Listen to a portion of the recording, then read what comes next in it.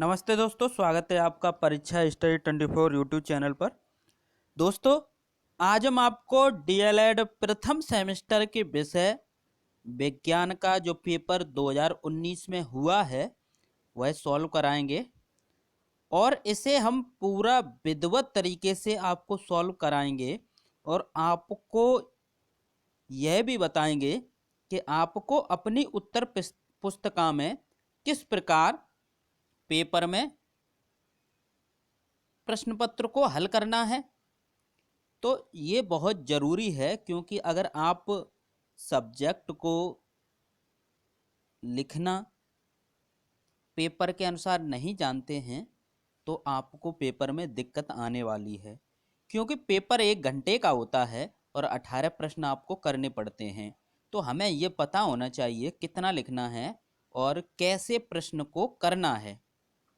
देखते हैं दोस्तों, ये 25 नंबर का पेपर होता है। इसमें आपके 18 प्रश्न होते हैं। कितने प्रश्न होते हैं? 18 प्रश्न होते हैं। 5 प्रश्न आपके वस्तुनिष्ठ होते हैं। कितने? 5 प्रश्न। और आपके इसमें 1 घंटे का समय होता है। 1 घंटे में 18 प्रश्न करने होते हैं। तो निर्देश पढ़ते हैं पहले।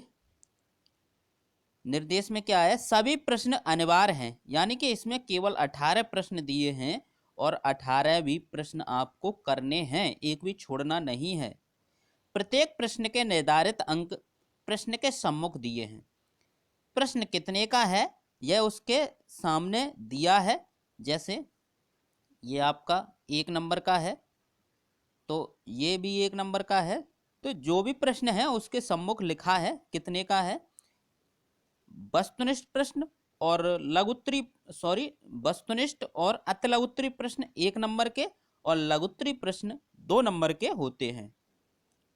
दूसरा निर्देश पढ़ते हैं। इस प्रश्न पत्र में 3 प्रकार के प्रश्न हैं। जो यह प्रश्न पत्र है इसमें 3 प्रकार के प्रश्न हैं। वस्तुनिष्ठ प्रश्न, अतिलघुत्तरी प्रश्न और लघुत्तरी प्रश्न। यहाँ पर क्या दिया है देखते हैं। अतिलघुत्तरी प्रश्नों के उत्तर लगभग 30 शब्द में, आपको लगभग 30 शब्द में लिखना है और लघुत्तरीय प्रश्नों के उत्तर आपको लगभग 50 शब्दों में लिखने हैं। यहाँ कहने का मतलब यह है कि आपको प्रश्न नहीं लिखना है, डायरेक्ट उत्तर लिखना है। प्रश्न उतारने का समय नहीं है।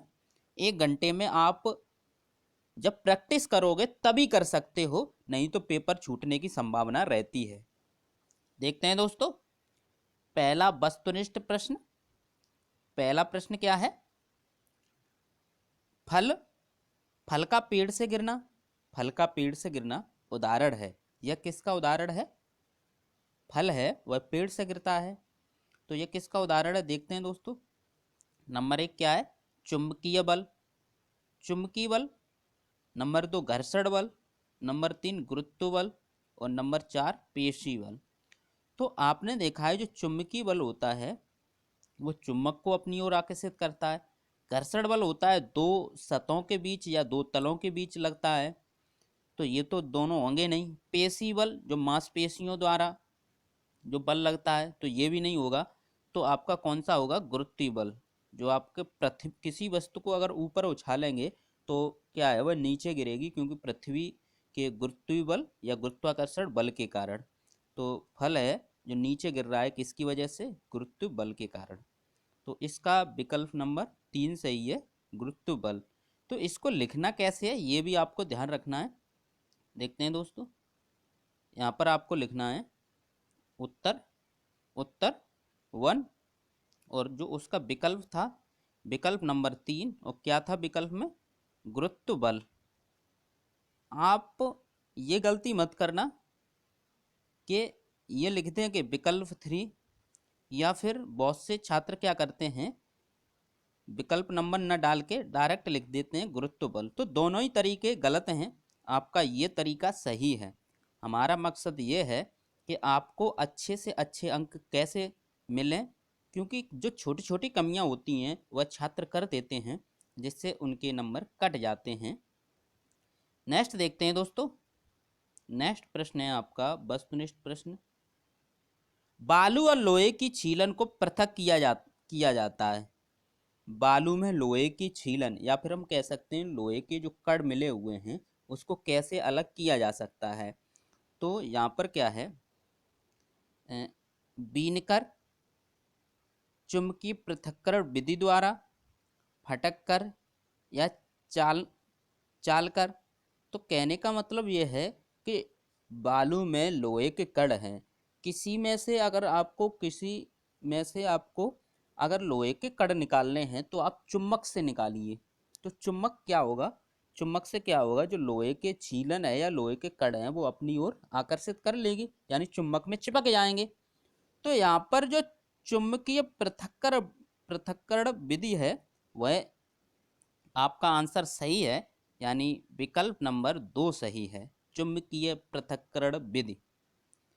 तो आपको ये किस प्रकार लिखना है, आपको लिखना है उत्तर डाल के उत्तर 2 और विकल्प नंबर 2 चुंबकीय पृथक्करण विधि, इस प्रकार आपको लिखना है।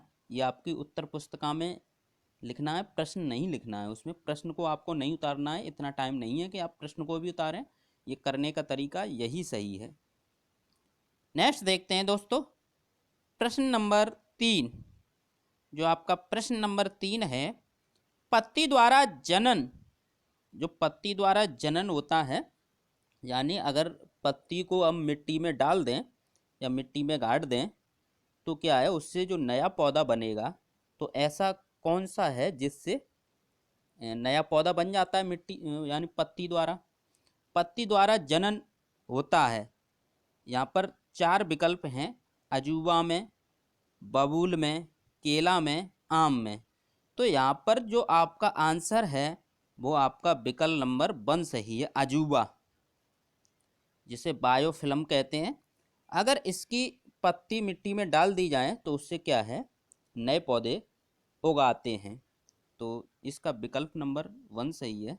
तो इसको आपको लिखना है, ये भी देख लें, उत्तर डाल के उत्तर 3 अजूबा, विकल्प नंबर 1 अजूबा में। तो इस प्रकार आप लिखेंगे।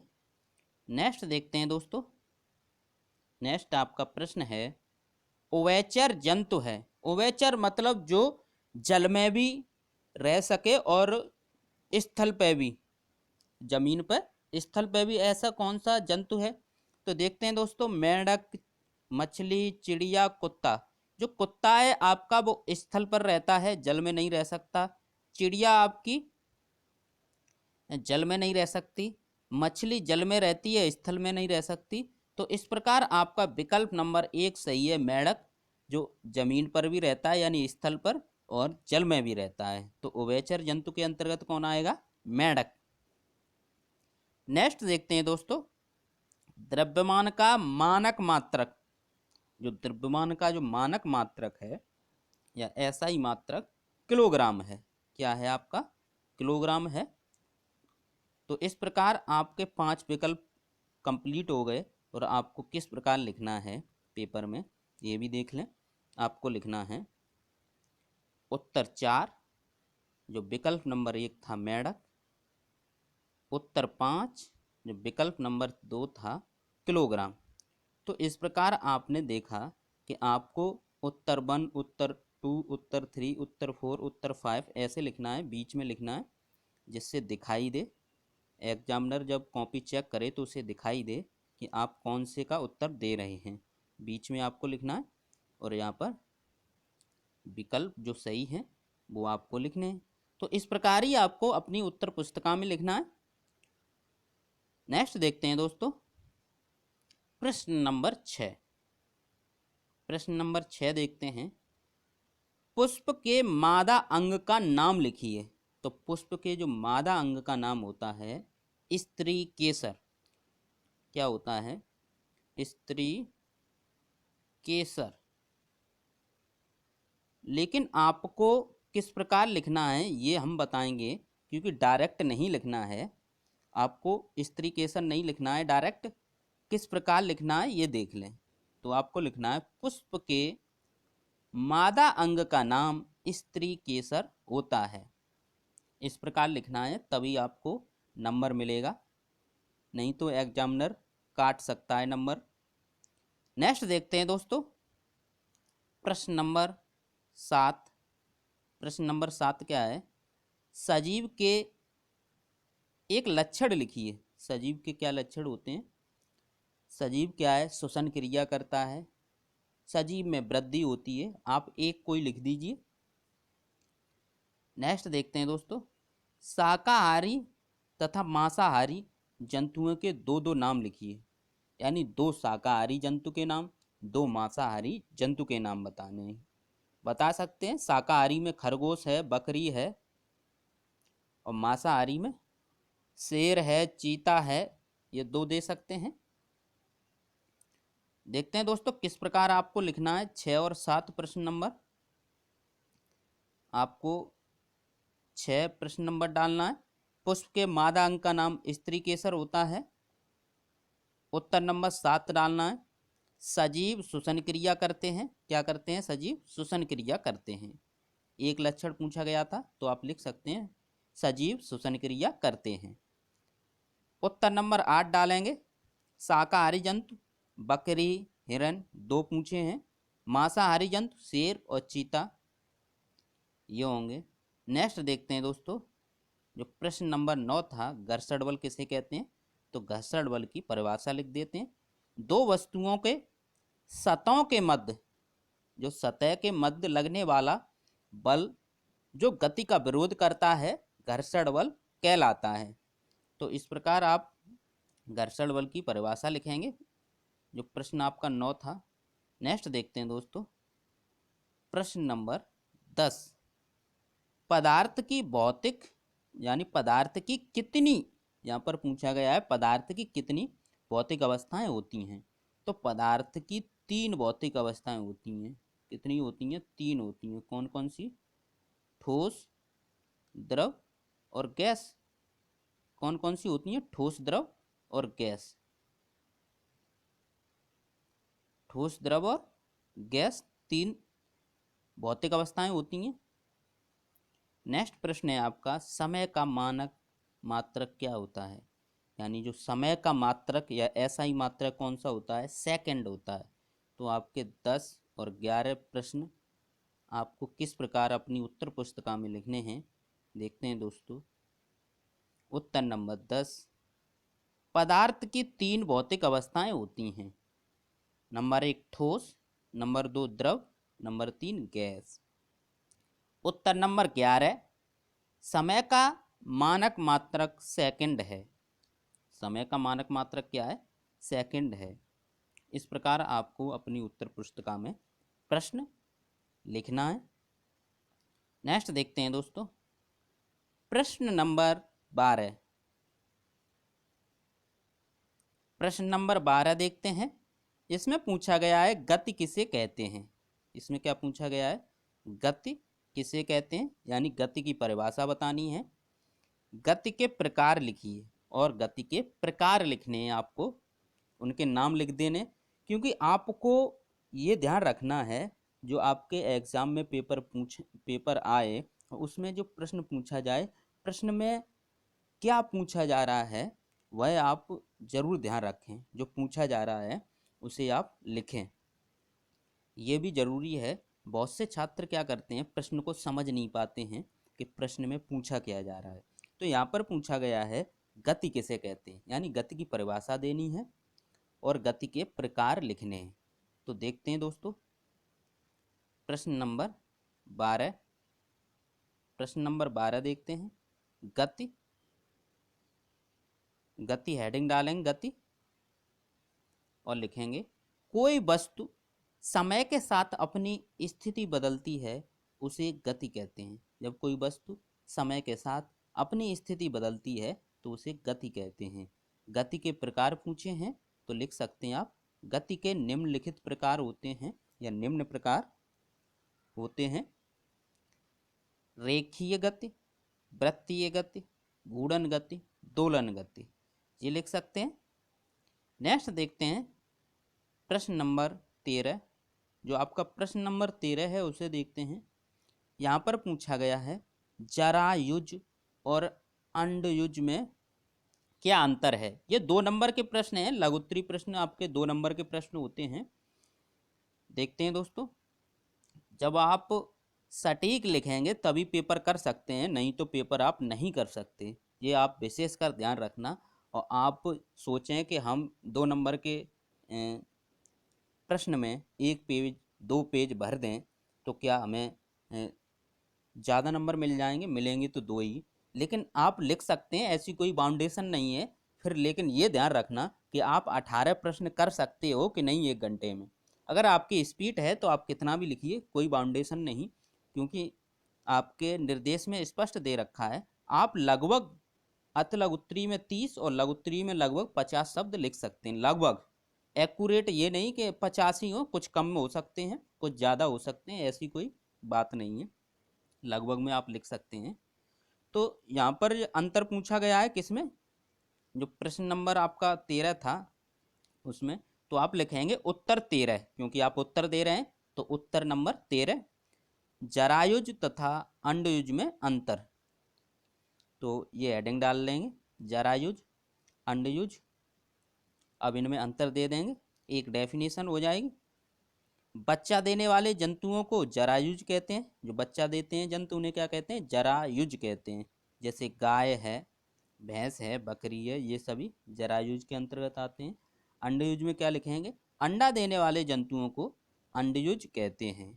जैसे मेंढक है, छिपकली है, सर्प है, ये सभी अंडयुज में आते हैं। एक अंतर और लिख देंगे, इन जंतुओं में कान पाए जाते हैं। किन में? जो बच्चा देते हैं जंतु उनमें क्या है? कान पाए जाते हैं। और जो अंडा देते हैं उनमें क्या होता है? कान की जगह छेद होता है एक। इन जंतुओं में कान के स्थान पर छेद होता है। तो इस प्रकार आप प्रश्न लिखेंगे, आपको 2 नंबर मिल जाएंगे। नेक्स्ट देखते हैं दोस्तों, प्रश्न नंबर आपका 14 है। प्रश्न नंबर 14, मरुस्थलीय पौधों की पत्तियां प्राय नुकीली क्यों होती हैं? इन पौधों की मुख्य विशेषताएं क्या हैं? ये लिखना है। ये 2 नंबर में प्रश्न है, प्रश्न नंबर 14। देखते हैं दोस्तों, प्रश्न नंबर 14 कैसे हल करते हैं। ये आपको उत्तर पुस्तिका में लिखना है, ये हम बता रहे हैं आपको किस प्रकार लिखना है।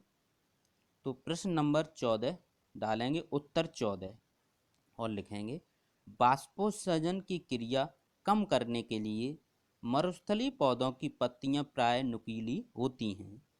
और विशेषताएं बतानी है मरुस्थलीय पौधों की विशेषताएं। तो पत्तियों में रंध्र जो गड्ढों में धसे रहते हैं, जिससे बाष्पोत्सर्जन कम होता है। तना चपटा, हरा व स्पंजी होता है, जो भोजन बनाने के साथ साथ भोजन को संचित करने का भी कार्य करता है। तो ये आप लिख सकते हैं विशेषताएं। मरुस्थली क्या है? मरुस्थली जो आपके क्षेत्र होते हैं उनमें जो पौधे होते हैं, तो वहाँ पानी की कमी होती है, वहाँ पर ऐसे पौधे होते हैं जो कम पानी से भी अपना कार्य चला लें। तो उत्तर नंबर 14 आपने किया। तो इसी प्रकार आपको अपनी उत्तर पुस्तिका में प्रश्न करने हैं। नेक्स्ट देखते हैं दोस्तों, प्रश्न नंबर 15 क्या पूछा गया है? पुष्प के कितने भाग होते हैं? यहाँ पर बताना है पुष्प के कितने भाग होते हैं, प्रत्येक का नाम लिखिए। कितने की जगह 4 आ जाएंगे, पुष्प के 4 भाग होते हैं। देखते हैं दोस्तों, आपको उत्तर पुस्तिका में कैसे लिखना है। आपको लिखना है उत्तर 15, पुष्प के 4 भाग होते हैं। जो पूछा जा रहा है वही लिखना है आपको, जितना पूछा जाए उतना लिखें, आपको नंबर मिलेंगे। बाह दलपुंज, दलपुंज, पुंकेसर, स्त्री केसर। तो इस प्रकार आपका प्रश्न नंबर 15 कंप्लीट हुआ। नेक्स्ट देखते हैं दोस्तों, प्रश्न नंबर 16।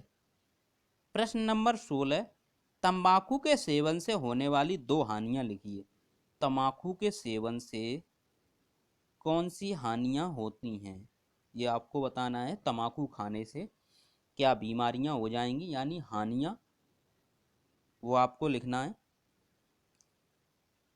देखते हैं दोस्तों,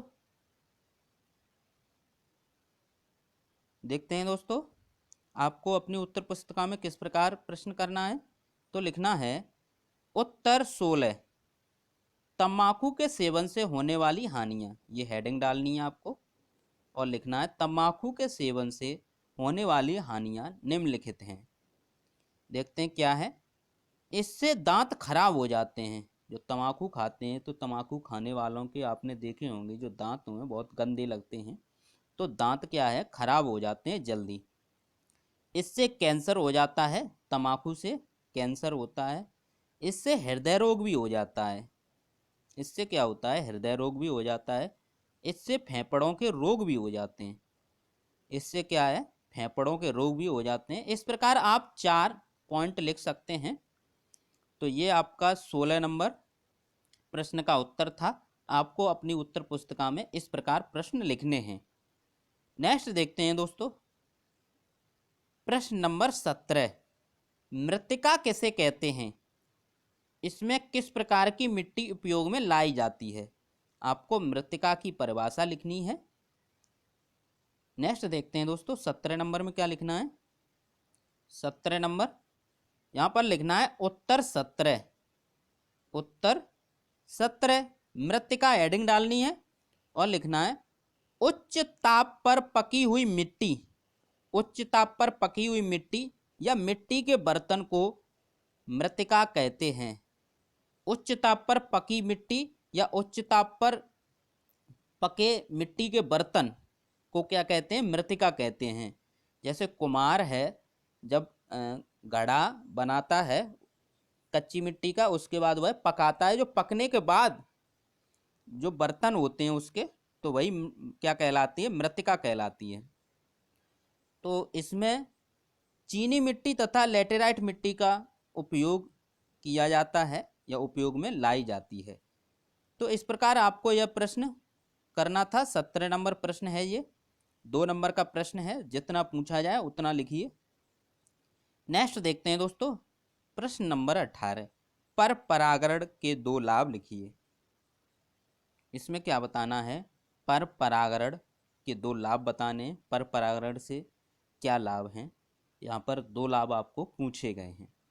तो डालना है आपको उत्तर 18, हेडिंग डालनी है पर परागण के 2 लाभ।